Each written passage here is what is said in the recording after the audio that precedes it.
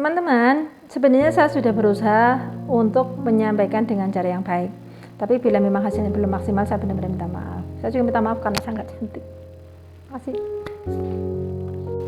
Cari jodoh itu di dunia nyata, sob. Jangan nyari jodoh di dunia maya yang baru kenal sebentar lalu pengen ngincip, karena akibatnya itu sangat berbahaya. Seperti kisah yang terjadi pada tahun 2020 kemarin, sangat viral itu. Awalnya gara-gara nemu cewek yang gak jelas saat mencari jodoh di aplikasi Tinder. Rinaldi, pria umur 32 tahun, dijadikan pacar simpenan, bahkan mayatnya juga dijadikan simpenan. Kenapa saya bilang dijadikan simpenan? Karena cewek yang bernama Laili ini sudah punya cowok bernama Jumadil berumur 26 tahun dan mereka sudah tinggal bersama. Dan uniknya si Jumadil ini tahu kalau Laili ceweknya punya pacar selain dirinya. Si Jumadil ini luar biasa baik karena dia baru juga pacar sudah mau dipoliandri.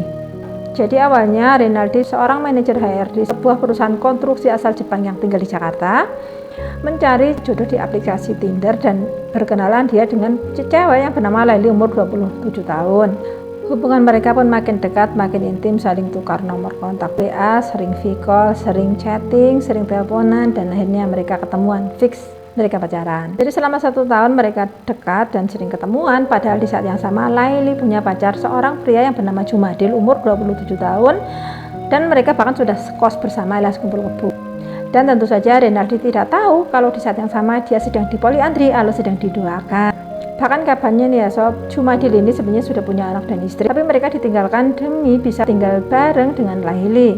Sedangkan Rinaldi adalah bujang dan pria baik dan pintar. Dia kuliah di UGM Jogja dan pernah kuliah juga di Jepang. Umur 32 tahun sudah jadi manajer di sebuah perusahaan konstruksi Jepang dengan gaji yang cukup di Jakarta.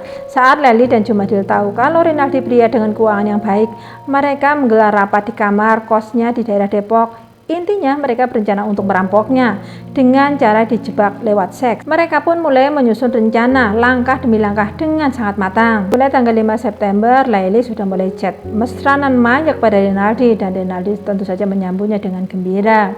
Lalu pada tanggal 7 September 2020, Laili sama Jumadil ini menyewa kamar di apartemen Pasar Baru Mansion, Jakarta Pusat lewat aplikasi Red Doors. Pada tanggal 9 September 2020, Laili sama Rinaldi ketemuan di kedai kopi kenangan di stasiun Juanda, Jakarta Pusat. Di saat itu Laili mengajak Rinaldi untuk mampir ke kamar apartemennya di Pasar Baru Mansion. Saat masih nyender-nyender manja pada Rinaldi, Laili ini chat ke pacarnya si Jumadil untuk bersiap-siap sebab Rinaldi dan Laili akan segera tiba di sana. Di saat yang sama Jumadil mulai persiapan, dia sembunyi di kamar mandi sambil membawa 1 buah bata dan 1 buah gunting. Jam setengah 8 malam, Rinaldi pun tiba di apartemen itu langsung masuk kamar karena mereka sudah ngempet sejak di kafe tadi. Mereka pun langsung melakukan adegan saling belit seperti anakonda makan buaya. Di saat lagi enak-enak dan belum selesai, lalu tiba-tiba si Jumadil ini keluar dari kamar mandi dan langsung memukul kepala bagian belakang Rinaldi dengan batu bata 3 kali tuk tuk tuk seperti itu.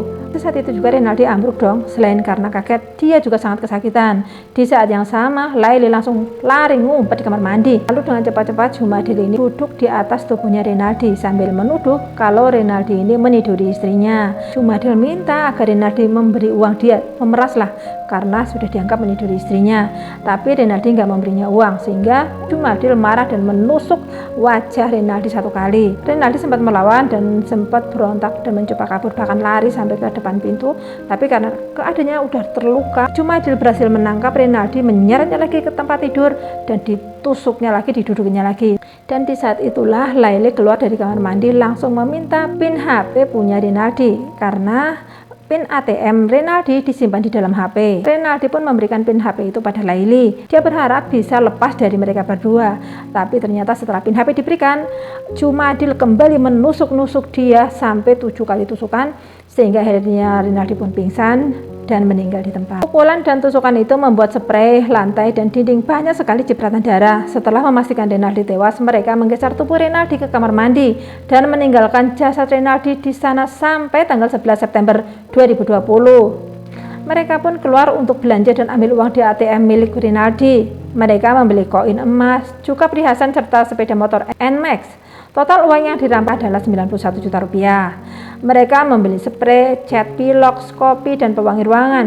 Saat mereka balik lagi ke apartemen, mereka mengganti spray dan ngecat tembok yang kecipratan darah. Di hari Jumat tanggal 11 September 2020, mereka memesan kamar di Tower Ebony, apartemen Kalibata City, lantai 16, kamar 16B. Mereka pun pergi belanja 1 tas ransel dan 2 koper warna pink dan warna hitam, 3 kantong sampah besar-besar dan golok serta gergaji. Tanggal 12 September 2020, jam 2 dini hari mereka balik lagi ke apartemen Pasar Baru Mansion. Lalu mereka berdua pun bekerjasama memotong-motong tubuh Rinaldi menjadi 11 bagian di dalam kamar mandi itu. Potongan-potongan tubuh yang sudah mulai menimbulkan aroma tidak sedap itu dimasukkan ke dalam 3 kantong plastik besar dan masing-masing dimasukkan ke dalam 2 koper serta 1 ransel. Tapi karena aroma sudah cukup menyengat, mereka menaburkan bubuk kopi di dalam koper dan tas itu. Pagi-paginya tanggal 12 September 2020 itu mereka menyewa taksi online untuk mengangkut 2 koper itu dibawa ke apartemen Kalibata City. Mereka menyimpan koper itu di balkon bagian luar sehingga mereka berharap aroma akan tercium oleh tetangga sekitar. Setelah selesai menaruh koper di apartemen Kalibata City, mereka pun pulang lagi ke apartemen Pasar Baru Mansion. Karena kelelahan setelah 1 malam mereka nggak tidur, motong-motong dan bungkus ngepak itu potongan tubuh, mereka pun lalu tidur. Di saat yang sama masih ada 1 ransel lagi yang mereka taruh di dalam kulkas di dalam kamar itu. Saat bangun tidur mereka pun nyadar kalau masih ada 1 ransel dan langsung mereka pun menyusulkan ransel itu ke apartemen Kalibata. Tanggal 12 September 2020 agak sore mereka meninggalkan apartemen itu dengan kondisi yang bersih dari sisa-sisa darah.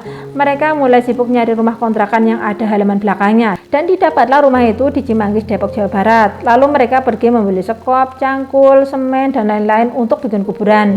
Mereka langsung menggali lubang yang rencananya akan digunakan untuk mengubur 2 koper dan 1 tas ransel berisi potongan tubuh Rinaldi.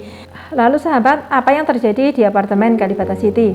Sejak tanggal 12 September 2020, sejak 2 orang ini menyimpan koper di kamar itu, para tetangga sudah ribut, sudah mulai mencium bau yang gak enak dan makin parah setiap hari. Sampai puncaknya pada tanggal 16 September, tetangga ini sudah gak tahan lagi dan mereka pun lapor pada pihak manajemen apartemen.